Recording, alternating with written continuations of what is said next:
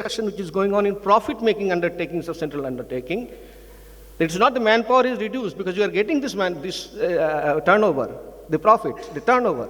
Main thing is turnover. Only thing, the manpower has been substituted with contractors' manpower, which is not coming in the wages. So as per any international standard, you will not find a 3% or 5% wage is a very high wage cost. No.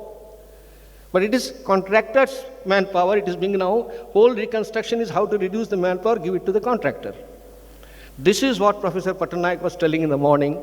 If a reconstruction of public sector enterprises means, as the JNPT chairman was hinting, that employment cost has to be reduced, employment should not be the criteria, no. That cannot be a target. That has to be, if that is the lesson, that lesson has to be unlearned, not learned. I told two other cases, classic cases, and I think Mr. Cherian will tell that. If a company is sick, so what you want to do? It is referred to a board of industrial, BIFR is the place where this reconstruction is supposed to be done. I say they are delaying. It is not their delaying. I am associated with the case of Bond Standard Unit. For 16 years it is in BIFR. 16 years. It has not been closed down. It produces. What does it produce? It produces wagons. What is the capacity, full capacity of these two wagon making factories, Bond Standard? It is 3,000 wagons per year. Our requirement, the national requirement is about 20,000. What is the capacity right now they are giving? It is hardly 700. How much money you require to revive that? The government is not taking into that consideration. And so there is a shortfall, they can produce another 2,000 wagons. And Minister of Railways declares, I am going to open another new wagon factory there.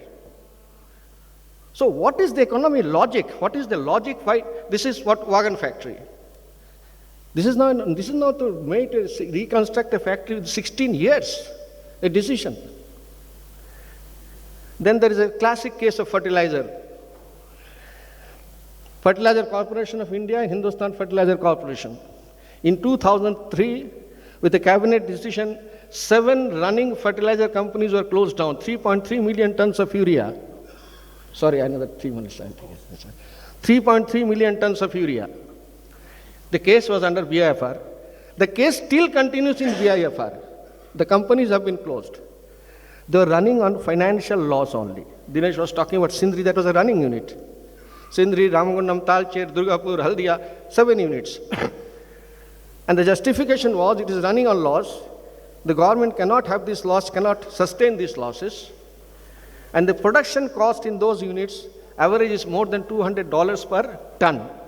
Whereas imported fertilizer we are getting with $112 per ton. If my figures are wrong, someone can check. Venu is not here. Anyway, $112 per ton. And why? Only import of urea was only 1 lakh ton, 0.1 million tons, and I was told 0.1 million tons of import is not such a big factor to, so far as this high cost of indigenous fertilizer, it has to be closed. Today we are importing 7 million tons of urea, not 0.1, 7 million tons. And what is the international cost of urea? I think it is hovering around $300 or more per ton. Because the moment the import comes from India and China, the international price goes high. What is the justification? What we required, we told from the unions and banks, Mr. Cherian will say, all these units, 4 things we wanted. Number 1, take a decision, time is the essence of revival for reconstructing the sick units. Number 2, once you declare a company as a sick, financially it's work, kindly see that till the case is decided for revival, reconstruction, the holding on operation should go on. What is holding on operation? See that the production level does not go down because it has been declared as sick. Number 3, make a revival plan, and there are 4 or 5 major reasons. Technological obsolescence, that was the only thing. Technology is old. Working capital is not there. Capacity utilization is less. We are prepared to sacrifice, all the trade unions, irrespective of their affiliations, all the trade unions are ready to cooperate with you. See that these are revived if there is a requirement. unless something is inherently unviable, which is a very difficult proposition. If you want to close a unit, please calculate three things if the requirement is there. Till now that wagon I said, I can say urea, I can say another units which are in the BFR. So long as you have a demand in the market, before closing down any unit on financial unviability, please see the replacement cost. If because the demand is there in the market, for creating the same thing, how much replacement cost is there? And how much is the opportunity cost for creating employment? 1.2 billion people we cannot throw, even if the chairman JNPT wants. Employment orientation is one of our issues. So see the opportunity cost for that, and then you see whether it is closure is necessary or not. And if there, whether diversification is possible. We have in Trombay units in fertilizer, 6th, 7th stage of modification upgradation is done, phase 1, phase 2, phase 3, phase 4, phase 5, phase 7, 6, phase 7. Technology upgradations are part of any industry. So the fact is that whether you want to replace this with imported items, whether you replace with certain other items which will be costlier, why the capital asset? I am saying the maximum thing is these are assets, the land. Some of the state governments have given this land to the central undertakings on 1 rupee lease. These are public assets, not only the workers or the managements or the governments. It's a public asset. Optimal utilization of assets should be the object of any reconstruction. Unfortunately, that is not the way.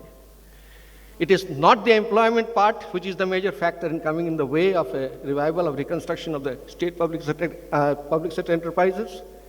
It is not only the technology which is coming in the way. I can sum it up only, and that is what we have been trying.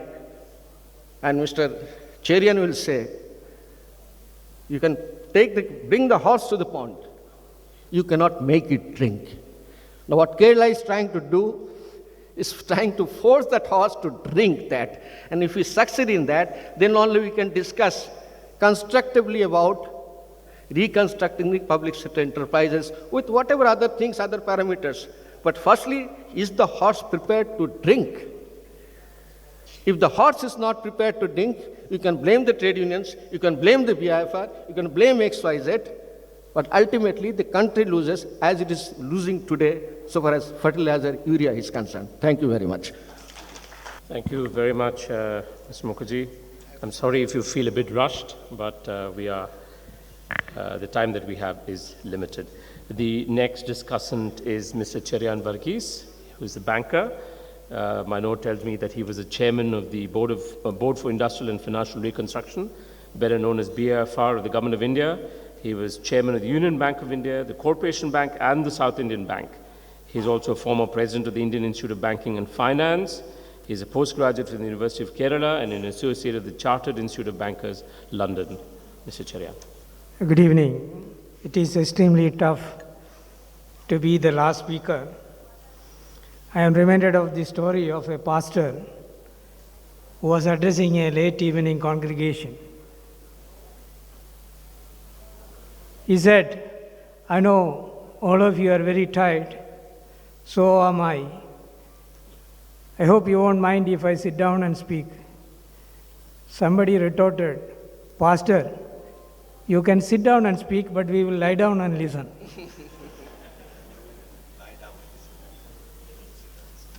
Well, there was a lot of discussion on the virtues of public sector and private sector. I have headed institutions both in the private sector and the public sector. I would not have been standing here and addressing you if Prime Minister Indira Gandhi had not nationalized 14 major banks. I would not have been standing here and talking to you if Government of Kerala had not made affordable education available to me and Government of India had not provided a national merit scholarship. So I think I am competent to make some observation on the subject initially on public versus private. In my view, It is not nationalization or privatization that we need. What we need is performance orientation. We have good institutions both in the private and public sector.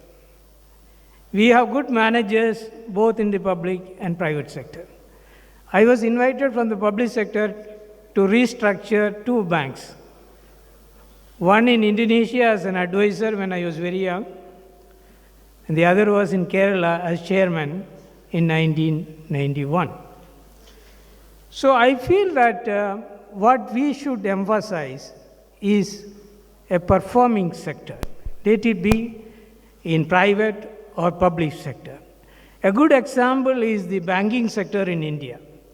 We have both public sector and private sector coexisting, and the public sector improved its efficiency mainly because the new generation banks made their entry.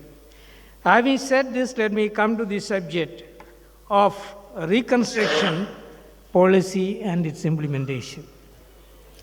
In respect of industrial companies in India, the law governing reconstruction of industrial companies is the Sikh Industrial Companies Act, popularly known as SICA.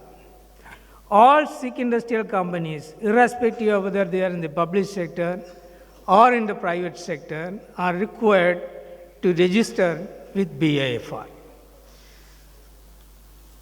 Coming to the public sector, I must say that I had experience of various states, and the state of Kerala has been extremely proactive and positive in respect of reconstruction of enterprises, both in the public sector and private sector.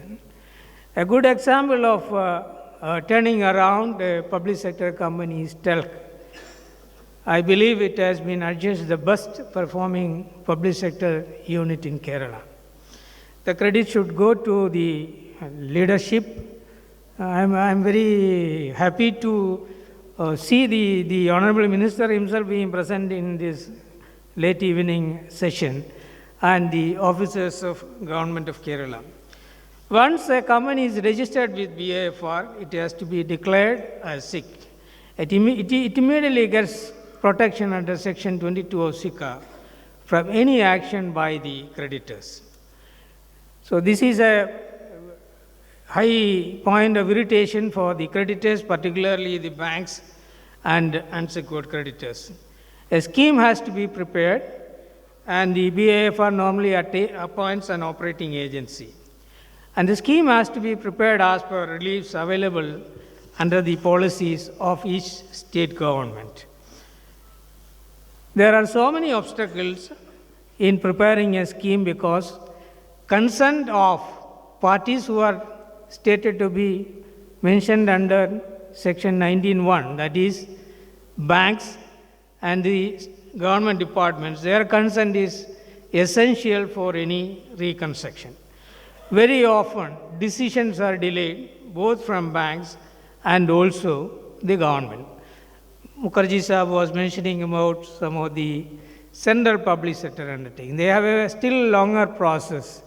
You have to go to the BRPSC, then go to the cabinet, then the final approval has to come. The whole thing takes time. Time is of essence, and the objective of SICA is to protect the productive assets, ensure employment, and also make sure the dues of the government and banks are realized on time. Unfortunately, we have not been able to discharge this function in BIFR to the satisfaction of all stakeholders because of the delays in the system. Every order passed by the BIFR is appealable. With the result, the parties concerned take advantage of our legal system. Now we have also the Securitization Act, under which secured creditors representing more than 75% of the secured debt can take over the assets of a of any non-performing company or borrower and sell them or change the management. Well, in all these matters, time is of essence, and according to the Economy Survey 2010, the figures published by the Government of India itself, quotes that in the ease of doing business index, India's rank is 134. That is, we are one of the bottommost. A country which is 134th in the ranking is producing a GDP of 9%, which is the fastest growing in the world. Just imagine if we make our processes faster, what could be the level of growth that we can achieve. I wish conferences like this facilitate making things faster in our system by bringing about changes in our legal environment, so that there is a time limit of, say, 6 months within which yes or no rehabilitation or winding up should be passed by the competent court. Now, BAFR is going to be replaced by the National Company Law Board Tribunal. Actually, SICA has already been abolished. It is still not notified, and notification may come very soon, and the National Company Law Board Tribunal will take over. I wish that institution at least is enabled to take time-bound decisions in the interest of revival of Sikh industries, including state-owned enterprises. Incidentally, it is not only state-owned enterprises that require restructuring and rehabilitation. States themselves are now requiring restructuring. The latest is Ireland. Earlier we had Greece, Italy. Luckily for us, India is not in the list, and I wish that we will continue to be outside that list. Thank you. Thank you very much, Mr. Varghese. We have time for some questions before we close. So the open session is on. If you'd like to raise any questions, please raise your hand, and you can address it to any particular speaker or make a comment if you would like to.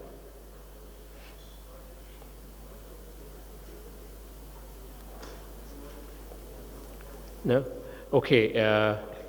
If there are, oh yes, or as Philip says, you can even write it down and send it to us if you would like to do that. Okay, I won't press you. It's customary on such occasions that the chairperson makes some concluding remarks, so I shall do so. We've had a range of perspectives on both country experiences and perspectives on the public sector itself, especially restructuring. And it's very difficult to sum it up because it's come from so many different perspectives, but I believe it's been a very fruitful session and many interesting ideas have come up. The importance of human development, in the sense that the bottom line of all this public intervention is human development. And just to have state enterprises does not mean very much if you don't have human development. I think that's a very important idea. It's also a very important idea given to us by last discussant, that in some sense ideology does not perhaps have a particularly useful place when it comes to assessing the debate on the private versus the public sector. Performance is what really matters, and I think that's a very important issue. Other points that have been raised is about the importance of the employment objective, and also very importantly the role of the public sector in developing technologies which are unique to India, which we cannot expect the global market to do. For instance, quite simply, the fuel-efficient car for India really had to come up due to a joint enterprise between the Government of India and Suzuki. After all, it wasn't given to us by the global market, and we can think of many, many other such areas, and Dinesh, for instance, has flagged them. So all these are very important observations. I'd like to conclude with just a few observations of my own. Since many of the speakers gave a historical perspective, I'd like to say something about the early history of independent India, which has some bearing on the issues that we are discussing here. It's very often forgotten that actually the revival of India in the 1950s was led by the public sector in India. There can be no doubt about it whatsoever. In fact, under Nehru, there was a certain strategy to revive the economy, and the public sector had a central role in it. It's also very important that the private sector did not fare very badly in that era. In fact, the private sector expanded dramatically in that period.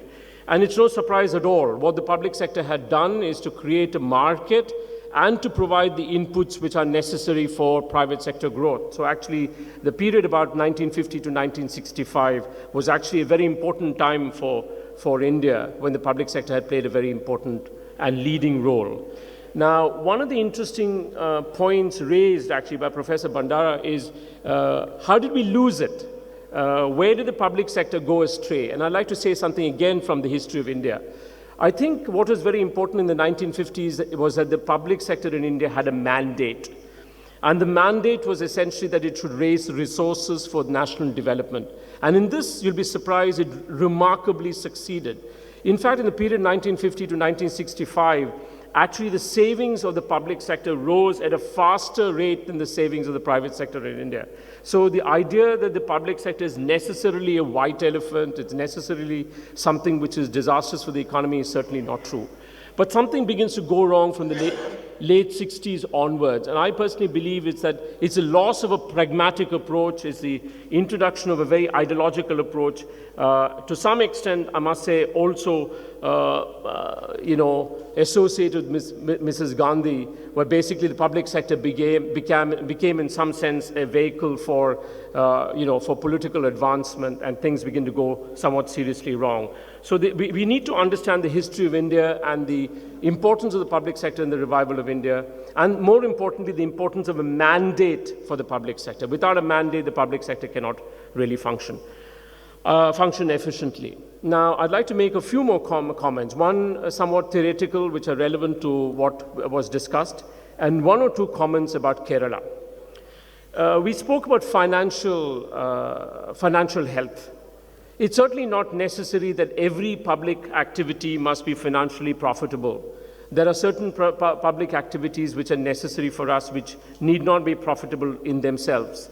But I do believe that it is important for an economy, and also for the sustenance of the public sector, that there must be overall financial health in the government. And I just want to give you one example. The Scandinavian economies globally are parts of the world where you have more welfare than almost anywhere else. These are economies where the public sector is extremely healthy. The public sector is very rarely in deficit, and also the trade account is also very rarely in deficit. So these economies, interestingly enough, combine very healthy public sectors also with a very competitive economy. And this is not surprising at all, because it is only a healthy public sector which can really provide the infrastructure which is necessary for a competitive economy. Now, I wish to conclude with a comment about Kerala. I mean, I think what has been happening in the past 4 or 5 years in Kerala are very important. And I think the revival of the public sector in Kerala is extremely important and something which is very heartening. However, I must say, in general, we must now think of the public sector beyond the state-owned enterprises, in the sense of the enterprises which are in production. The future of Kerala really requires a much more vibrant and much more healthy infrastructure sector, whether it is social infrastructure as in health and education, or as in physical infrastructure as in roads. You can see that very easily if you travel through Kerala. Travel through Thiruvananthapuram city. You can also see it in the desperate need for an improvement in the quality of our government schools, or public hospitals, etc. So I really hope that the experience that Kerala has had over the past 4 or 5 years in turning around the state-owned enterprises will now begin to shifted to the infrastructure sector, which is perhaps much more important at the end of the day for human development. Maybe state-owned enterprises matter a little less than roads and hospitals and schools and ports and railway stations, etc. And I really hope that the experience gained in Kerala from managing its state-owned enterprises can be shifted to this sector. Finally, I want to say something about natural capital or the natural environment. mainstream economics, whichever end of the political spectrum it comes from, whether you want to think of neoclassical economics or of Marxian economics, which broadly are on the two ends of the spectrum, have had a very uneasy relationship with natural capital or the natural environment. It is becoming clear that in India as a whole, and perhaps even more so in Kerala, the natural environment or natural capital is going to be a very major determinant of the well-being of the people and our futures in general. And only a public body can really intervene to conserve the natural environment. And the public sector, therefore, has a huge and important role in the future of Kerala. And once again, I hope the experience gathered here over the past 5 years can be put to that use. We've had a very good session with international experience being brought to the question of the restructuring of public enterprises in Kerala and India. Thank you very much for your presence. Thank you. Thank you, Mr. Balakrishnan, for chairing the session, and a big thanks to all the speakers. So, ladies and gentlemen, that brings us to the end of the technical sessions of the first day of this conference. Thank you for your presence. Kindly reassemble at 7 p.m. for the cultural show and dinner. Thank you.